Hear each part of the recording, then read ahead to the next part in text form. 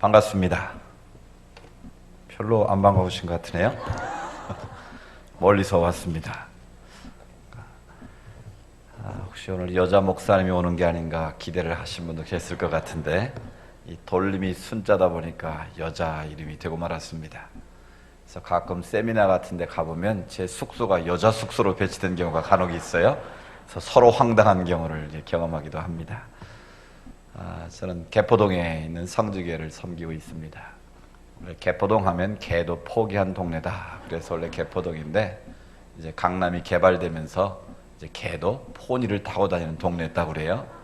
근데 최근에는 뭐 집값이 너무 올라가지고 뭐 개도 포르쉐를 타고 다닌다고 뭐 그런 동네가 됐습니다. 아무튼 비싼 동네에서 목회를 하고 있습니다. 이 원래 강남 깍쟁이라고 그러잖아요. 이 깍쟁이들하고 목회를 하니까 저도 깍쟁이가 되는 것 같은데, 하여튼 오늘 여러분들 이렇게 만나 뵙게 돼서 너무 반갑고요. 우리 이광재 목사님을 제가 몰랐어요. 근데 지난번 시차례 때 혜성같이 스타가 나타나가지고 운동을 하는데 너무 핸섬하고, 저도 웬만하게 생겼는데 뭐 저와 비교할 수 없을 만큼 핸섬 분이 나타나가지고 뭐 모든 운동을 다 잘하시더라고요.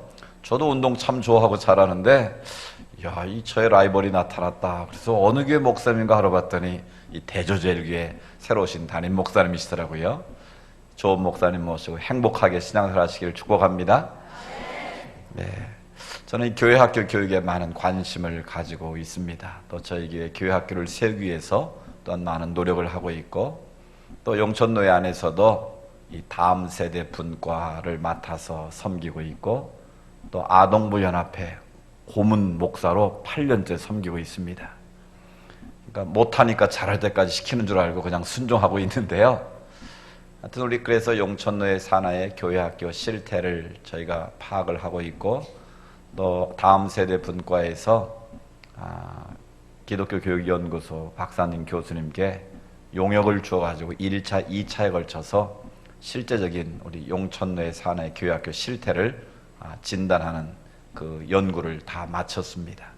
이제 마지막 한 단계가 더 남아 있는데, 그 연구 결과를 가지고 용천노예 안에 이 교회 학교가 없는 교회에 교회 학교를 세워주고, 또 약한 교회 학교는 더 잘할 수 있도록 그 컨설팅을 하고 이 프로그램을 제공해서 용천내 산하에 있는 모든 교회 학교가 부흥하고 성장할 수 있도록 돕는 일에 제가 앞에서 일을 하고 있습니다. 여러분이 그 일이 잘 되도록 기도해 주시면 좋겠고요. 그래서 우리 대조제일교회뿐만 아니라 우리 용천내 산하 220개 교회 학교가 다시 부흥하는 그런 역사가 있기를 원합니다. 제가 기도하고 시작하겠습니다. 하나님 아버지 감사합니다. 거룩하고 복된 주의 날 주님께 영광 돌리게 하시고, 이 오창 예배 시간 교사 부흥회로 하나님 앞에서 우리 자신의 모습을 돌이켜보며, 또 여름 행사를 앞두고 교회 학교 교사로서 또 자녀를 둔 부모로서 우리의 자세를 점검하고 하나님 앞에 영적 부흥을 꿈꾸게 할 수 있도록 인도하시니 감사합니다. 부족한 종을 세우셨사오니 종의 모습은 감춰주시고 오직 주의 말씀만을 선포하게 하셔서 그 말씀이 우리 심령 골수를 찔러 쪼개게 하시고, 그 말씀을 통해 우리가 도전받아서 여름 행사뿐만 아니라 이 교회 학교가 더 부흥하는 성장하는 역사가 임하게 하여 주시옵소서. 그렇게 역사하실 주님을 기대하옵고 예수님의 이름으로 기도드리옵나이다. 아멘. 고대 중국 속담에 이런 말이 있다고 그래요. 당신의 비전이 1년을 위한 것이라면 밀을 심어라. 당신의 비전이 10년을 위한 것이라면 나무를 심어라. 당신의 비전이 평생을 위한 것이라면 사람을 키워라. 이 사람을 키우는 것, 인재를 키우는 것이 얼마나 중요한 것인가를 말하는 그런 속담인 것 같습니다. 그렇습니다. 특별히 한국 교회의 미래를 볼 때에, 교회 학교를 통해서 볼 때 미래가 참 어둡다라는 것을 누구나 말하고 있고, 또 누구나가 그 현실에 대해서 공감을 하고 있는 것이 사실입니다. 그래서 한국 교회가 위기다, 그 말은 한국 교회 교회 학교가 지금 위기에 직면했다는 말과 동일하게 이해들을 하고 있습니다. 그런데 10년 전부터 다 위기다 말은 했는데, 그 위기에 대해서 우리가 어떻게 대처하고 어떻게 그 문제를 풀어갈 것인가에 대해서는 너무나 미온적인 대처를 한 것이 사실입니다. 그 결과 한국 교회의 올림픽 이후에 숫자적인 성장의 정체 내지는 감소와 함께 교회 학교는 급격하게 감소하고 있는 상황입니다. 우리 통합측만 예를 들어도 우리 교회 학교가 감소한 제일 중요한 이유는 인구의 감소입니다. 즉 학령 인구, 학교에 갈 수 있는 학생 수가 줄어든 것이 가장 큰 감소의 첫 번째 원인이에요. 그 밖에 입시라는 그런 사회학적인 문제도 있고 주 5일 근무라는 그런 사회적인 변화도 있고 여러 가지가 있지만 가장 중요한 것은 학생 수가 감소했어요. 거기에 맞춰서 교회 학교가 감소가 됐으면 우리가 위로를 받을 수 있겠는데 실제적인 학령 인구의 감소보다 교회 학교의 감소는 훨씬 더 급격하게 이루어지고 있다는 거예요. 그래서 저희 강남 지역에는요, 교회 학교가 없는 교회가 70%입니다. 놀라지도 않으시네. 여러분 잘하고 계시니까 놀라지 않을 텐데 저희 교회 주변에 100개 교회 가운데 70개 교회가 교회 학교가 없습니다. 그러면 앞으로 한 세대가 지나면 30년까지 갈 거 20년이 지나면 교회가 어떻게 되겠습니까? 완전 양로원이 되는 거예요. 그 교회를 이끌어갈 다음 세대가 없는 암울한 상태가 되고 만다라는 거예요. 그런데 무려 70%의 교회가 교회 학교가 없는 현실입니다. 이것이 농촌만의 현실이 아니고 우리나라의 소위 강남이라 하는 이 8학군 지역의 교회의 현실이다라는 거예요. 여기는 우리가 많은 이유들이 있습니다. 말씀드린 학령 인구가 감소했기도 했지만 제가 볼 때는 연구조사 결과에 의하면 가장 중요한 원인이 뭐라고 생각하세요? 저희가 용역을 줘서 연구를 했다고 그러지 않았습니까? 그 설문지를 다 돌려서 연구를 한 결과 교회 학교 감소의 가장 중요한 원인을 뭐라고 봤는가? 이건 교회 담임 목사나 아니면 교회 중직들이나 교회 학교 교사들이 내린 결론이에요. 첫 번째 원인이 부모들의 신앙 교육에 대한 열심의 부족이다라고 1번을 꼽았어요. 좀 의외이기도 하죠. 목사 탓이다. 저희는 그럴 줄 굉장히 두려웠는데 스스로가 이건 부모된 자들이 자녀 교육에 대한 신앙 교육의 부재 내지는 신앙 교육에 대한 열심이 부족해서 이런 일이 벌어졌다라고 자책을 하는 것을 봤습니다. 그 두 번째 이후로의 문제는 아까 말한 것처럼 학생 수가 감소하기도 했고 또 교회에서의 교회 학교에 대한 관심의 부족 내지는 재정적인 어떤 투자의 미흡함 이런 여러 요인들이 나왔습니다. 어찌 되었든지 간에 지금 한국 교회 학교는 위기인데 그것은 바로 한국 교회의 위기고 미래의 위기다라는 거예요. 그래서 제가 교회 학교를 다니는 어린 시절만 해도요. 제가 5학년 3반이거든요. 그러니까 그때만 해도 교회 가면 애들이 바글바글 했어요. 교회 학교가 제일 많고 그 다음에 청년, 그 다음에 어른들, 그 다음에 노인들이 했어요. 그러니까 피라미드 형태의 구조를 어느 교회나 다 가지고 있었어요. 그것이 원동력이 돼서 오늘 한국교회를 이룬 거예요. 그런데 지금 이 4, 50년이 지난 이 즈음에는 어느 교회를 가봐도 피라미드 형태의 구조를 가진 교회는 거의 없습니다. 어떤 구조일까요? 역삼각형의 구조가 됐어요. 밑에 교회학교 숫자는 바닥이고 뾰족한 거고 위로 갈수록 누가 많아요? 어르신들이 많아요. 노인분들이 많은 거예요. 노인분들이 많다고 나쁘다는 거 아니고 어르신들 기분 나빠하지 마세요. 지금 한국교회 구조가 그렇게 돼버렸다는 거 어느 순간에. 그래서 역삼각형 구조 내지는 어떤 교회는 T자형의 구조도 있어요. T자 생각해 보세요. 어른들만 쭉 있고 그냥 일자로 밑에 교회 학교가 거의 없는 거예요. 자, 이런 상황이라면 그 교회의 미래가 뻔하지 않겠습니까?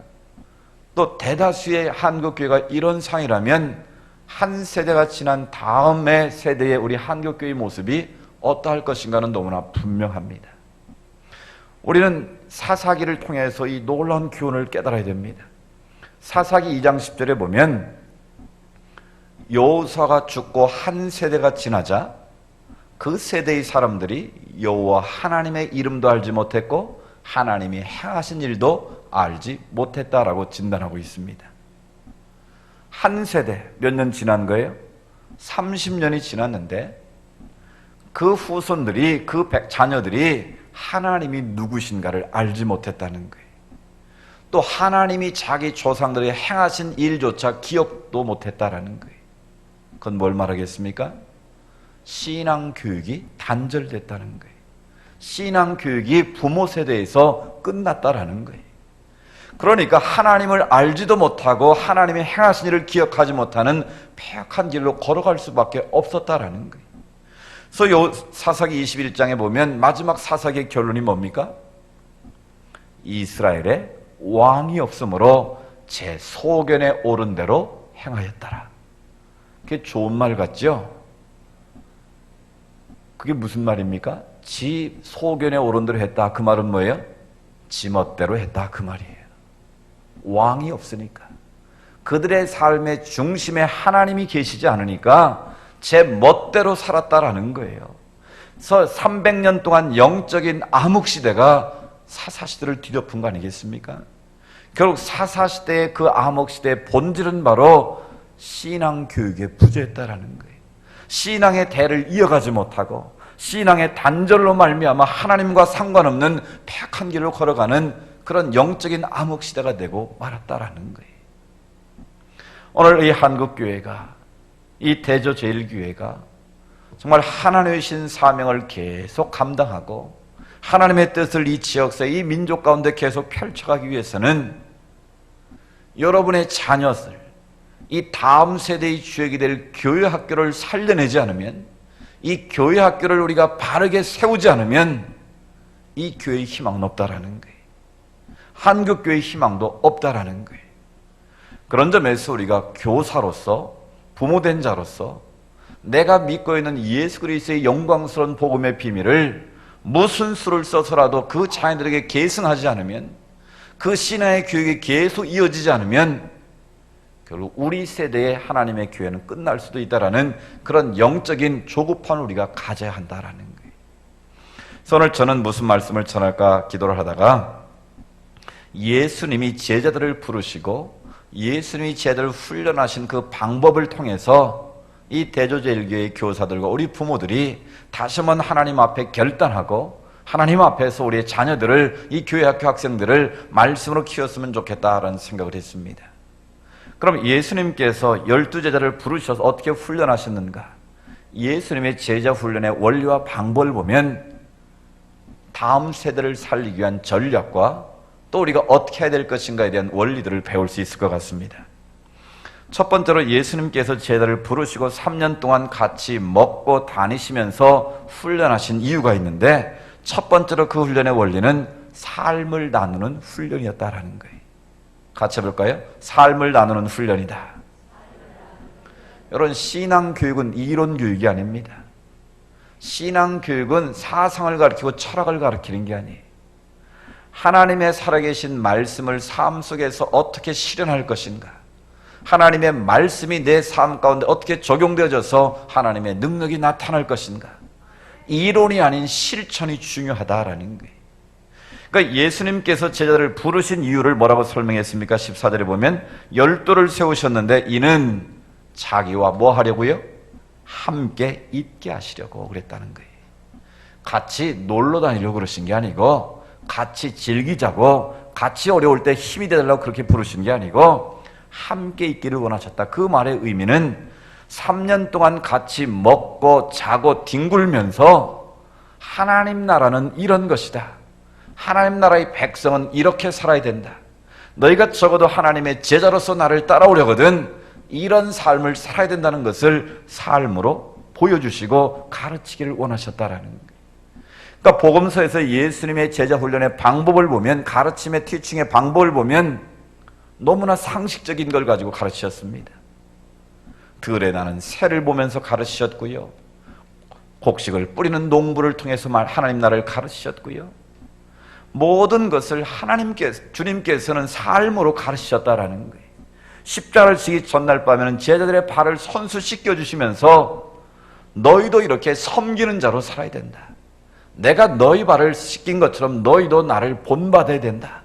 이것을 알고 행하면 너희가 복이 있을 것이다. 삶으로 모든 하나님 나라의 도를, 하나님 나라의 비밀을 몸소 보여주셨고 가르쳐 주셨다라는 거예요.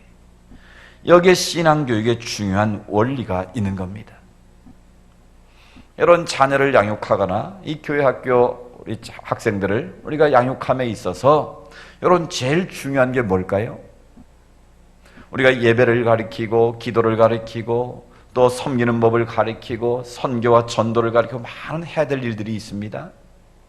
근데 그걸 가르침에 있어 제일 중요한 요소가 뭐냐라는 거예요. 우리의 자녀들은 말하는 대로 자라는 것이 아니라 여러분이 보여주는 대로 자라는 것을 꼭 기억하십시오. 같이 해볼까요? 말하는 대로 자라는 게 아니라 보여주는 대로 자란다. 여러분 그게 동의하십니까?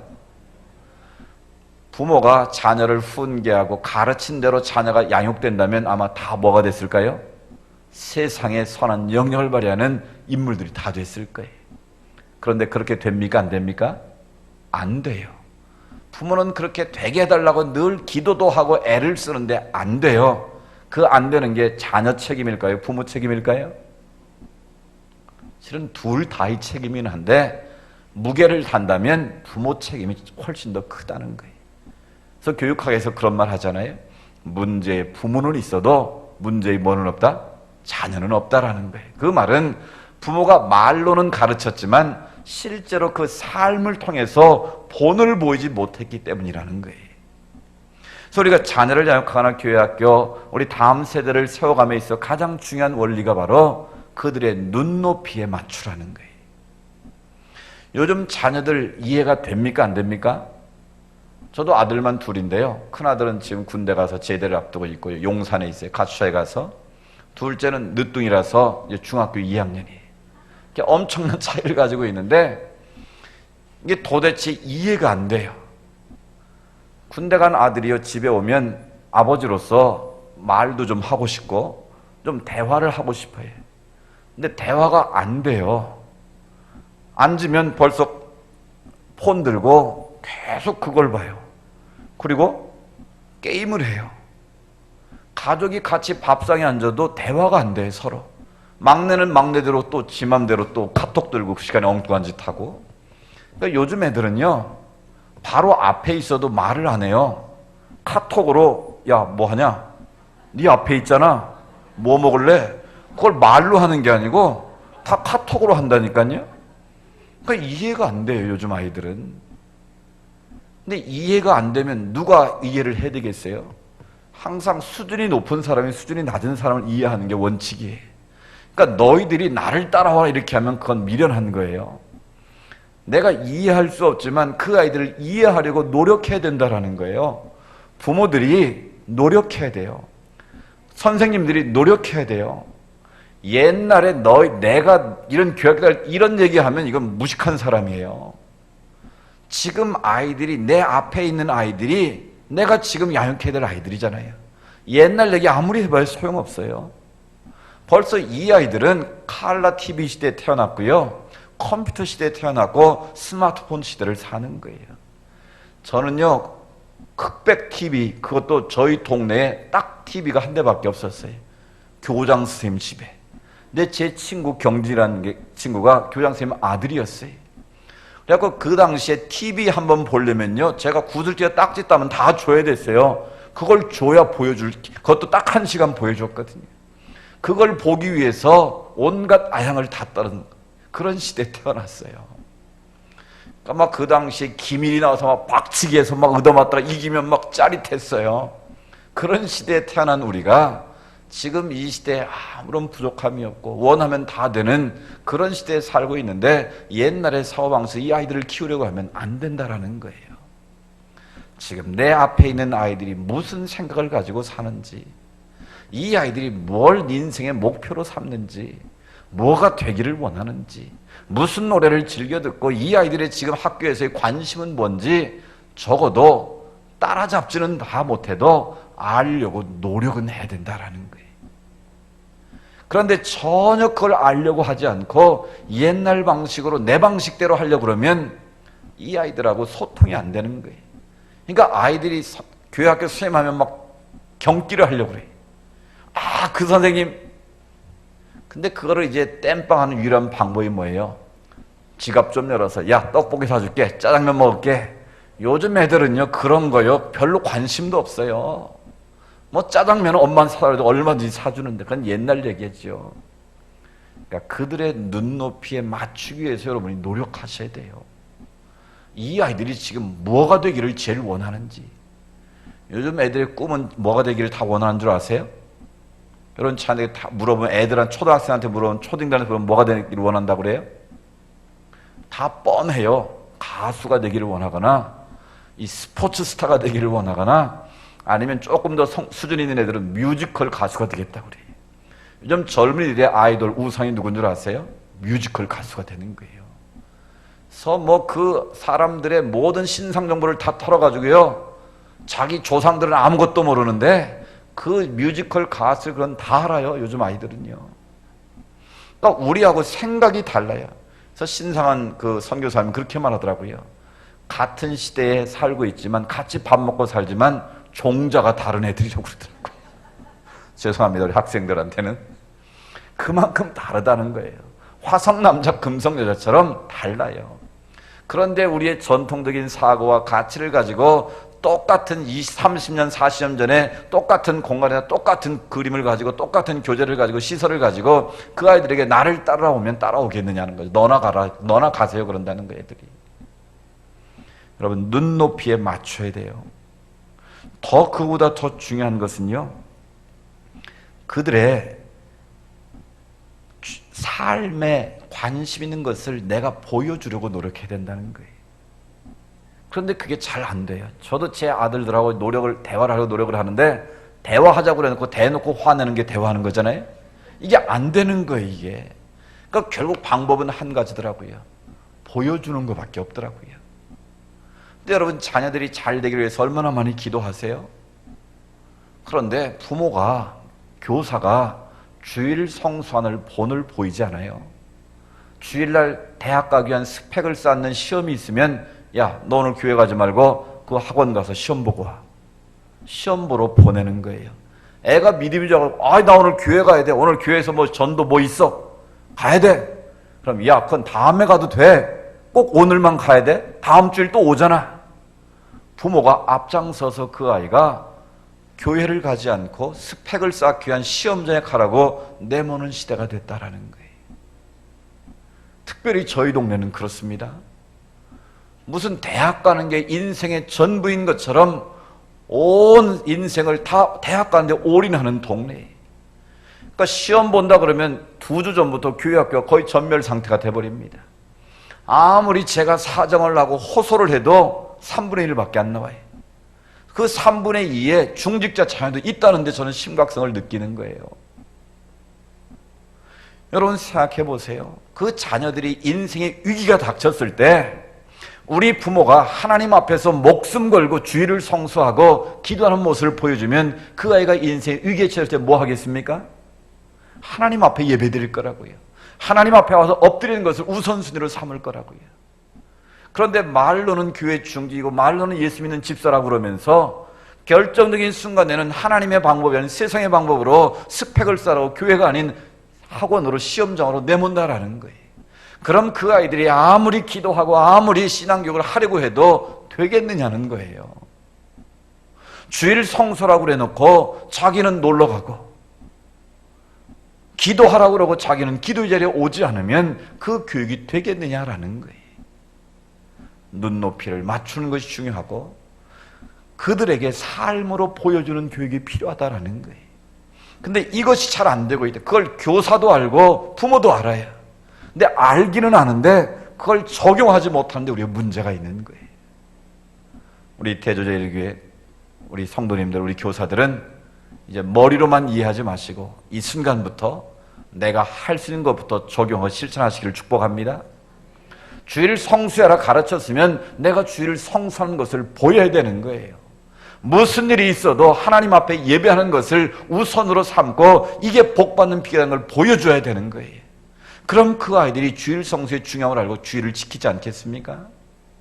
그런데 우리가 그렇게 하지 못하는 안타까움이 있었기 때문에 영적인 권위가 없고 자꾸 아이들이 세상 길로 가도 나중에 그것을 막을 방법이 없다라는 거예요. 여러분, 씨를 가지고요, 원하는 방향으로 끌고 가기 위해서 어떻게 하면 됩니까? 뒤에서 씨를 밀어서는 절대로 원하는 방향으로 끌고 갈 수가 없습니다. 앞에서 잡고 가면 갈 수 있는 거예요. 마찬가지. 우리 자녀 교육은, 신앙교육은 그런 거예요. 아무리 말로, 기도로, 아무리 우리가 애를 써도 그렇게 되는 게 아니고 삶으로 보여주는 만큼 아이들은 잘하는 거예요. 여러분, 자녀들이 정말 이 시대를 이끌어가는 훌륭한 영의 일꾼이 되기를 원하세요? 이 교회의 자녀들이 정말 이 시대에 하나님의 영향을 끼치는 자녀이 되기를 원하세요? 그러면 여러분이 보여주셔야 돼요. 삶으로 보여주고 본보기가 될 때 여러분의 자녀들이 이 시대를 이끌어가는 영향 있는 자녀들이 될 줄로 믿습니다. 두 번째로 우리가 생각할 예수님의 제자교의 원리는요, 세상으로 파송하고 전도하기 위해서 예수님이 제자를 부르셨다라고 말씀하셨어요. 왜 예수님이 제자들과 같이 먹고 마시고 그들을 훈련시키셨겠습니까? 훈련의 목적이 분명해야 돼요. 제자들을 훈련해서 세상으로 파송해서 전도하기 위함이었다라는 거예요. 제가 요즘 한국 교회를 보니까요, 한국 교회가 푯대를 잃어버렸다라는 생각을 갖게 됩니다. 교회의 본질이 뭘까요, 여러분? 이런 교회를 이 땅에 세우신 하나님의 뜻이 무엇이겠습니까? 그걸 더 쉽게 표현하면 예수님께서 이 땅에 오신 목적이 무엇입니까? 괜히 십자가에 죽으러 오셨습니까? 왜 오셨어요? 복음서에 보면 예수님이 오신 목적을 분명하게 수없이 말씀하셨어요. 예수는 쉽게 이렇게 말씀하셨어요. 나는 전도하러 왔다. 뭐하러 왔다고요? 전도하러 왔다. 요한복음에서 예수님께 이렇게 말씀하십니다. 계속 강조하기를, 내가 온 것은 양들로 생명을 얻게 하고 더 풍성하게 하려 왔다 말씀하셨어요. 그러니까 예수님께 오신 목적은 생명을 살리러 오셨다는 거예요. 그리고 더 구체적으로 마지막 날에 한 사람도 잃어버리지 않고 다 살리려고 내가 왔다라고 말씀하셨어요. 그러니까 예수는 이 땅에 오셔서 십자가에 달려 돌아가신 궁극적 이유는 바로 죄에 빠져 죽을 사람의 인생들을 구원하러 오신 거예요. 생명을 살리러 주님이 오신 거예요. 그 일을 위해서 주님은 끝까지 하나님의 뜻을 따라 십자가에서 달려 죽으심으로 순종하신 거예요. 그럼 하나님께서 우리를 자녀로 삼으신 목적이 무엇이겠습니까?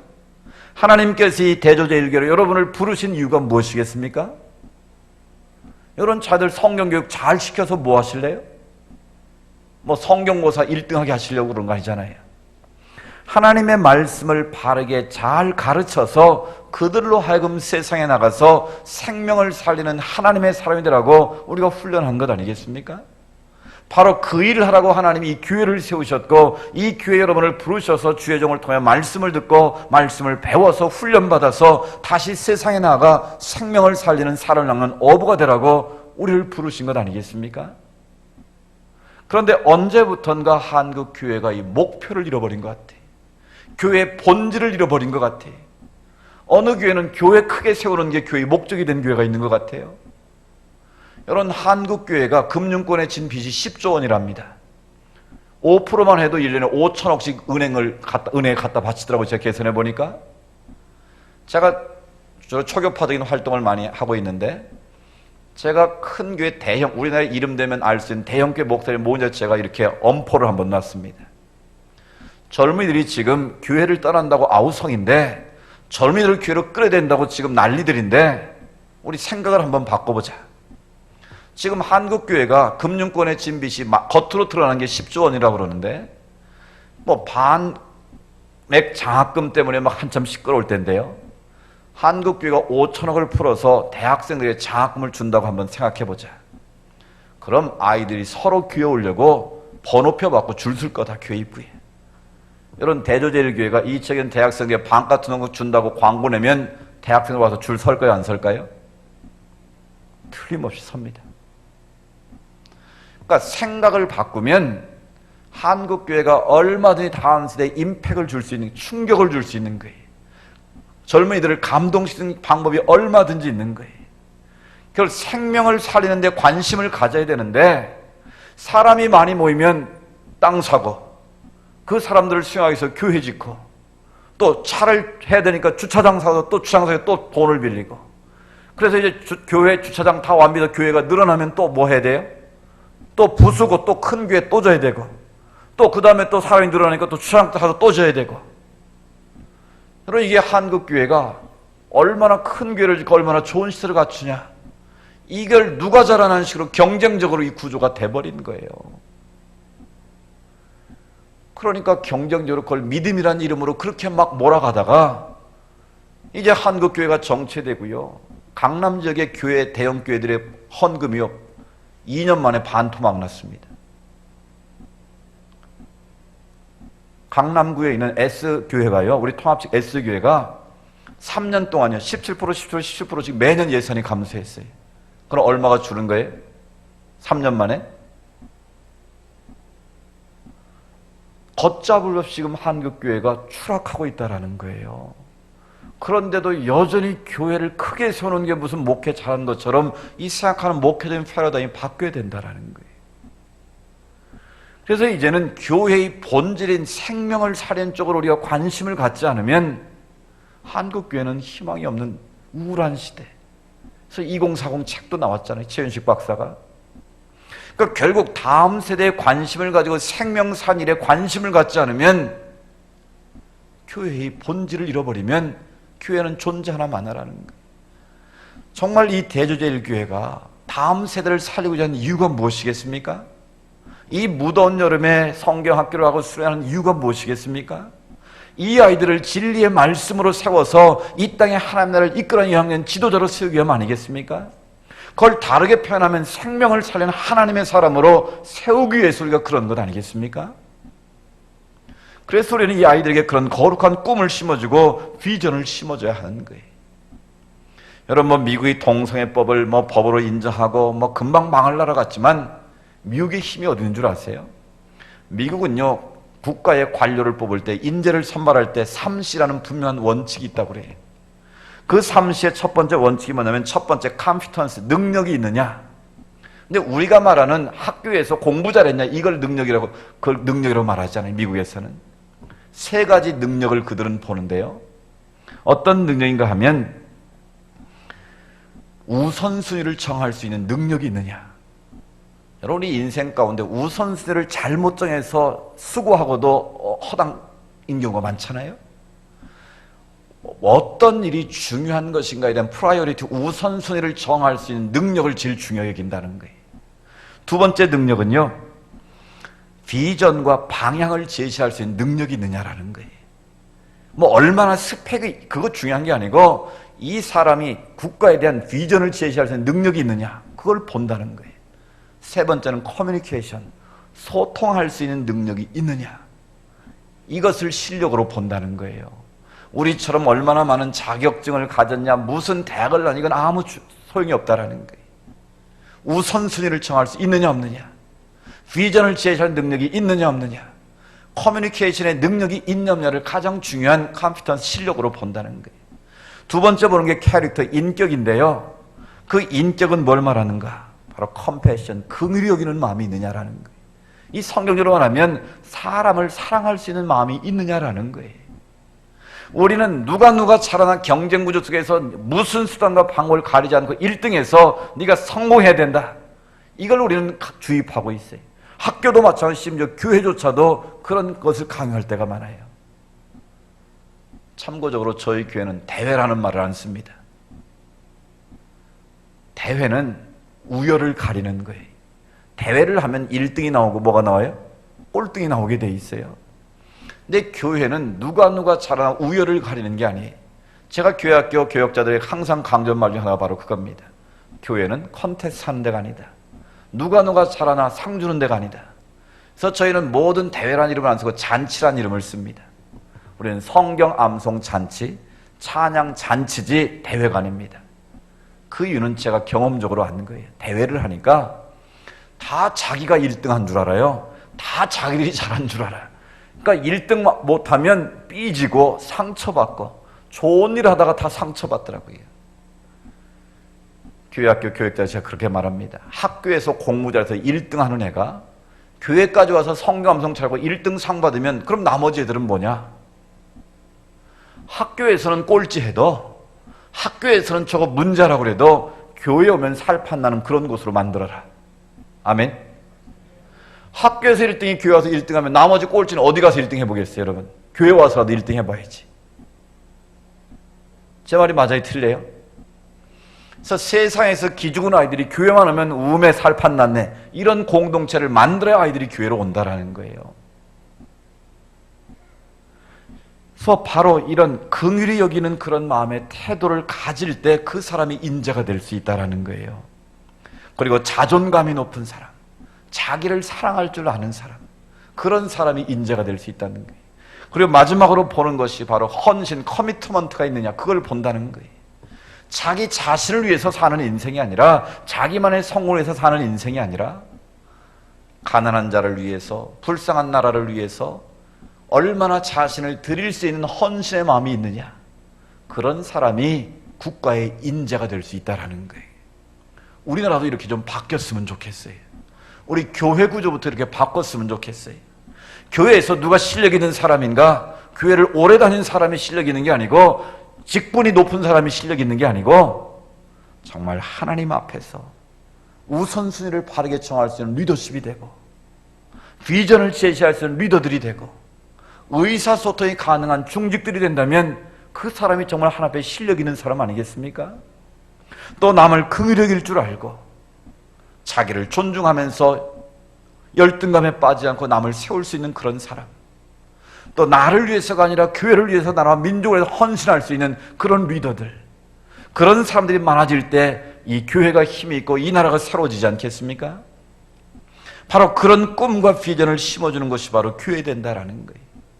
그런 인재를 키워내야 그 사람들이 세상에 나가서 선한 영향력을 끼치고 생명을 살리는 하나님의 사람들이 될 수 있다라는 거예요. 여러분, 우리나라가 작은 나라지만 자랑스럽게도 유엔 사무총장이 어느 나라 사람이에요? 반기문 씨가 우리나라 사람이잖아요. 월드뱅크, 세계은행의 총재가 누구예요? 김용이라는 사람이에요.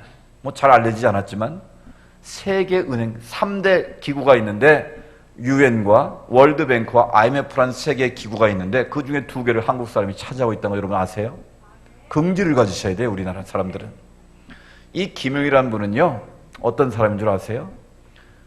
대단한 실력이 있는 분이에요. 공부를 열심히 해가지고 미국의 하버드 대학의 의사였어요. 그런데 보통 우리나라 부모들 같으면 하버드 대학에서 의사, 한국 사람이 의사할 정도면 그 인생은 평생 보장되는 인생이에요. 그냥 거기서 그냥 의사로 평생을 살면 남부럽지 않게 행복하게 인정받고 살 수 있는 사람이에요. 그런데요, 그 김용이라는 분은 거기에 관심 있지 않았어요. 내가 이렇게 이런 자리에 오른 것은 다 하나님의 은혜다. 그러면 내게 주신 이 능력과 은사를 가지고 내가 어떻게 기여하는 인생, 커미트먼트의 헌신의 삶을 살 것인가. 그래가지고 이분이요, 이 약한 자들을 돕는 기구를 만들어가지고 3세계 국가들의 에이즈 퇴치라든지 결핵이나 이런 병을 퇴치하는 운동에 앞장섰던 분이에요. 그래서 이분이요, 하버드 의대 교수전에 이런 로빈 훗과 같은 이런 재미있는 에피소드가 있더라고요. 의사로 있는 동안 아프리카에 가서 봉사를 했는데 약품이 없는 거예요. 모자라는 거예요. 그러니까 자기가 속해 있는 의대 학장을 찾아가가지고 뻥을 친 거예요. 애들 말로. 어떻게 뻥을 쳤냐면, 지금 이러이러한 일로 인해서 중요한 일로 약품이 필요한데 돈은 금방 입금할 겁니다. 그러니까 나를 믿고 내가 사인할 테니까 약품을 10만 달러를 주십시오. 그러니까 너무 말을 잘하니까 이 의대 학장이 속아가지고 사인을 해서 약품을 주라 그러는 거예요. 그래서 이 김용 씨가 그 약품을 받아가지고 그냥 아프리카로 날아가 버린 거예요. 그 다음날 이제 돈을 받으고 찾아가 보니까 아무도 없는 거예요. 이게 속았구나. 그래서 이 의대 학장이요, 병원장을 찾아간 거예요. 죄송합니다. 실은 우리 의대에 김용이라는 교수가 있는데 저를 이렇게 속여먹고 10만 달러 약을 받아가지고 지금 아프리카로 튀었습니다. 저의 잘못입니다. 제발 용서해 주십시오. 용서를 빌었더니 그 병원장이 대단했던 분인 것 같아요. 껄껄 웃으면서 이 시대에도 그런 로빈훗과 같은 사람이 있구만. 잘했네 그러더라는 거예요. 그런 마음을 가진 사람이었기 때문에 그냥 그 사람이 하버드 의대 교수였으면 김용을 누가 기억했겠습니까? 근데 약자를 배려하는 그 일의 마음이 그 안에 있었기 때문에 그런 빈자들을 위한 그런 대부로서 그런 역할을 했기 때문에 그 리더십을 인정받아서 세계 은행의 총재까지 오르는 영광을 얻게 되었다라는 거예요. 그래서 그분이 쓴 책에 보니까 이런 말을 했더라고요. 자녀들을 교육할 때 무엇이 되게 하려고 가르치지 말라는 거예요.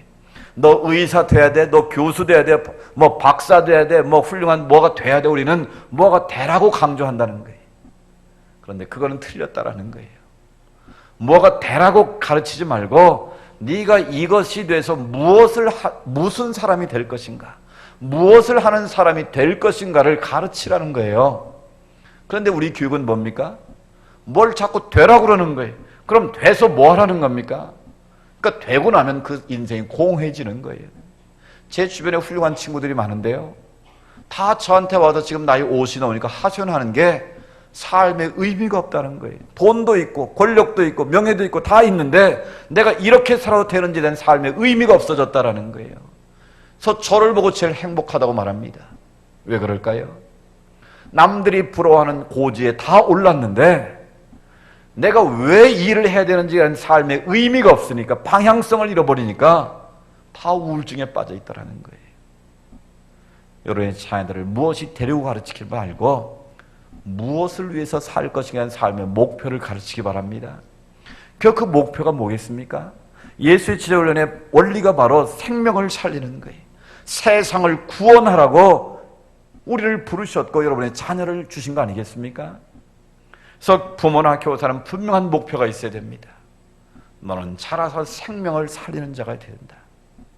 그게 전도든 친구를 구원하는 일이든 세상에 선한 영향력을 받는 무슨 일이든지 간에 분명한 삶의 비전과 목표를 심어줄 때 여러분의 자녀들이 세상에 영향력을 발휘하는 훌륭한 자녀들이 될 줄로 믿습니다. 세 번째로 중요한 것이, 예수님 제훈련의 중요한 것 중 하나가 바로 능력으로 세상을 이기라는 것입니다. 그래서 예수님은 제자들을 파송하시면서 귀신을 제어할 수 있는 능력을 주셨다고 말씀하십니다. 왜 이런 능력을 주셨겠습니까? 세상이 악하다는 걸 주님은 다 아십니다.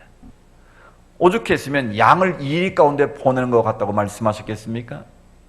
결국 우리가 세상을 이길 수 있는 힘의 원천이 무엇이냐는 거예요. 실력만 있으면 다 이길 것 같습니까? 돈만 있으면 다 이길 것 같습니까? 아니더라고요. 제 주변에 돈 있고 능력 있는 사람 많아요. 그런데 펀펀 나가 떨어지더라고요. 왜 그런 줄 아세요? 진짜 능력이 없기 때문에 그래요. 여러분, 우리의 능력이 어디에 있습니까?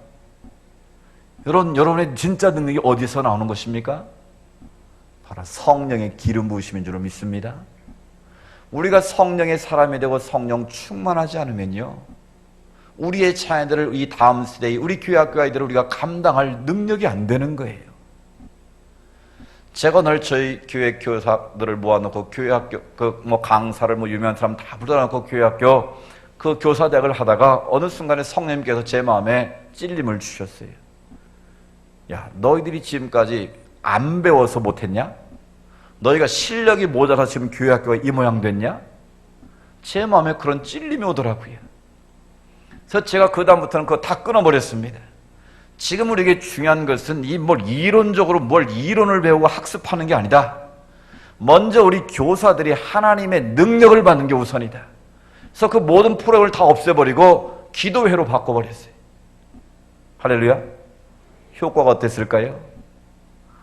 그 기도회를 통해서 자신들이 잘못한 것을 회개하고, 지금까지 지식으로 가르쳤던 것 회개하고, 게으르고 나태했던 것 회개하고, 말로만 가르쳤던 회개하고, 본을 보여줬던 것 회개하고, 눈물 콧물 쏟고 회개의 기도를 하니까요, 그들의 마음이 눈 것이 다 녹아지니까 그 다음 주부터 교회 학교가 배가 되더라고요. 할렐루야. 실력이 없어서가 아니더라고요. 결국 하늘의 능력이 없으니까 인간의 방법으로 이걸 어떻게 바꿔가지고 어떻게 잘해보려고 인간의 방법으로 프로그램을 하려고 그러니까 안 되더라는 거예요. 그렇다고 프로그램이 무시돼서는 안 됩니다. 적절한 훈련과 교육은 필요하지만 더 중요한 것이 하늘의 능력을 덧입는 거라는 거예요. 여러분 자녀들을 바르게 키우기를 원하십니까? 여러분이 먼저 성령의 사람이 되십시오. 여러분이 먼저 하나님 앞에 무릎 꿇는 기도의 사람이 되십시오. 그래서 하늘의 능력을 받고 하늘의 능력이 내게 임하면 그 말에 권세가 있습니다. 말을 듣지 않는 자들이 성령의 사람이 되어 성령의 권세를 가지고 말하면 그 아이들이 그 말에 순복하게 되고 권위 앞에 엎드리게 되더라고요. 교회 학교도 마찬가지입니다. 프로그램으로 아이들을 바꾸는 게 아니더라고요. 뭐 교육의 방법, 원리로 바꿔지는 게 아니더라고요. 궁극적으로 하늘의 능력이 그들 가운데 임하니까 아이들이 변하더라고요. 그렇게 막 담배 피고 문제의 아이가 담배를 끊더라고요. 그렇게 게임 중에 빠졌던 아이가 성령 받으니까 한 앞에 나와서 기도하는 기도자가 예배자가 되더라고요. 여러분, 문제는 우리 안에 능력이 안 나타나는 거예요. 우리 대절교회 부모님들, 우리 모든 교사들이 먼저 하늘의 능력을 구할 수 있기를 축복합니다.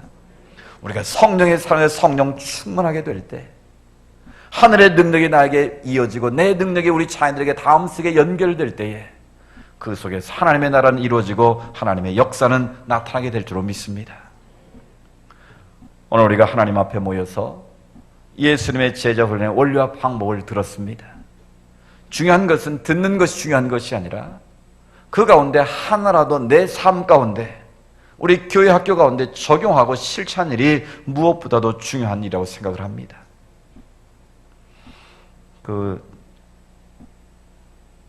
제가 영상을 보여드리려고 시간이 없어서 보여드리지 못한 한번 보십시오. 여러분 교회 교사는 꼭 한번 보십시오. 나무를 심는 사람들이라는 이 장진호의 그 애니메이션이 있는데 한번 보신 분 있을 것 같은데 한번 그걸 보십시오. 한 사람이 황량한 다 뗄 거라서 황량한 산에 나무를 심는 이야기입니다. 누가 알아주지 않아도 누가 보지 않아도 다른 사람이 미쳤다고 비난을 해도 그 사람은 10만 그루의 나무를 심었습니다. 그 가운데 2만 그루, 만 그루의 나무가 살아나서 그곳에 숲을 이루게 됐고 사람들이 거하는 그런 옥도 바뀌었다는 그런 내용의 이야기예요. 서두에 말한 것처럼 우리의 자녀들을 키운다는 것, 다음 세대를 세운다는 것은 바로 나무를 심는 것과 같습니다. 지금은 황량하고 아무것도 보이지 않아도 하나님 앞에 바로 설 수 있는 한 그루의 신앙의 나무를 여러분 자녀로 삼아 심는다면 지금은 물을 줘도 자라는 것 같지도 않고 말씀을 줘도 듣는 것 같지도 않고 아무런 효력이 없는 것 같지 모르지만 그 아이들을 하나님 앞에 눈물로 기도하며 세우게 되면 언젠가는 하나님을 기쁘시게 하는 거목으로 자라게 될 줄로 믿습니다. 그런 꿈과 비전을 가지고 여러분의 자녀들을 하나님 앞에 세울 수 있기를 원합니다. 마지막으로 이 한마디만 드리려고 합니다. 시오나 나오미가 쓴 로마인 이야기의 책에 보면 이런 이야기가 나옵니다. 그 당시에 중국이란 나라는 세계를 지배할 수 있는 능력을 가진 나라였습니다.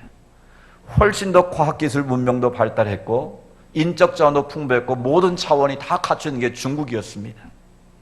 실크로드를 따라서 얼마든지 세계를 장악할 능력 있는 나라가 중국이었습니다. 근데 그 당시에 로마와 중국을 비교를 했는데요. 중국은 자기들의 자원을 지키고 보호하기 위해서 만리장성을 쌓습니다. 자기들의 만리장성을 쌓아서 자기들의 울타리를 굳게 치고 문을 닫아버린 거예요. 그래서 중국은 더 이상 발전이 없는 나라가 되고 마른 거예요. 근데 공교롭게도 중국이 왜 망했습니까?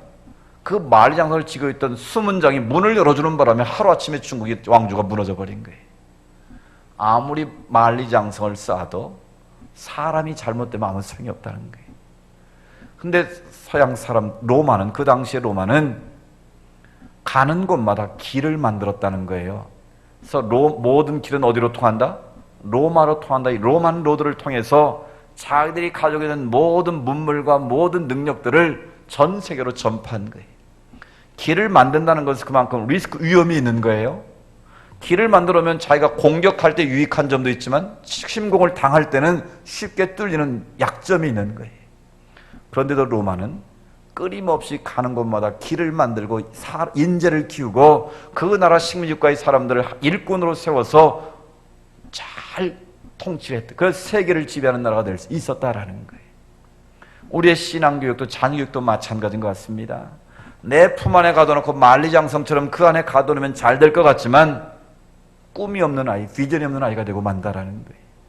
그러나 좀 거칠고 험한 광야를 길을 간다 할지라도 길을 만들 수 있는 사람으로 자녀를 키우면 그 자녀들이 시대에 영향을 끼치는 자녀가 된다는 거예요. 어제 어떤 권사님 얘기를 했는데 제가 그런 얘기를 나눴습니다. 예수 믿는 아이들이 그 자녀가 시집갈 나이가 됐는데 시집을 못 가요. 그러니까 왜 못 가냐 그랬더니 마음에 드는 남자가 없대. 근데 그럴만 하더라고요.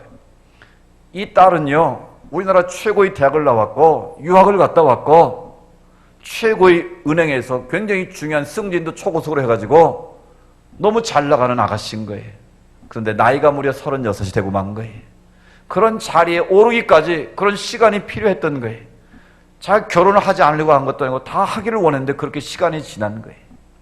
근데 지금 그 나이에 시집을 가려고 하니까 선을 아무리 바라봐도 예수 믿는 남자가 별로 없고 또 예수를 믿는다는 사람을 자기가 보니까 물론 그분도 좀 문제는 있어요. 제가 볼 때 문제는 뭐냐면 비전이 없다는 거예요. 예수 잘 믿는 사람 치고 매일 교회 앞에서 비전을 내고 꿈을 내게 하는데 실제로 만나면 너무 좀생이 같다는 거예요.